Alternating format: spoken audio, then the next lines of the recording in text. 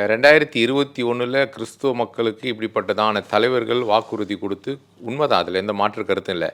ஆனால் அன்றைக்கு அதிமுகவுடைய நிலைப்பாடு, பிஜேபியோடைய கூட்டணி வச்ச அந்த ஒரு கசப்பு நிலைப்பாடில் தமிழக கிறிஸ்துவர்கள் இருந்தார்கள். காரணம், இந்தியா முழுவதும் பிஜேபியால் கிறிஸ்துவ மக்களுக்கு பல இடையூறுகள், இன்னல்கள், பல பிரச்சனைகள், சபைகள் அடிப்பது, போதகர்கள் தாக்கப்படுவது இப்படிலாம் இருந்ததுனால நமக்கு 10 ஆண்டு கழித்து திராவிட மாடல் ஆட்சி வந்தால் நல்லா இருக்குன்னு சொல்லி அவங்க வாக்குறுதிலாம் கொடுத்தாங்க.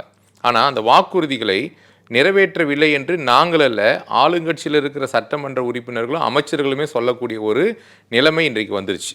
ஏன்னா அவங்க கொடுத்த வாக்குறுதிகள், தேர்தல் வாக்குறுதிகள், நிறைய வாக்குறுதிகள் கொடுத்துருக்குறாங்க. பட் எங்களுடைய அடிப்படை ஒரே ஒரு வாக்குறுதி தான்.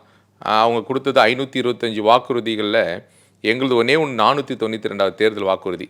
இது வரைக்கும் அதை இம்ப்ளிமெண்ட் பண்ணலை சார், பண்ணலை. அதே போல் இப்போ போன வாரம் என்ன வாக்குறுதி?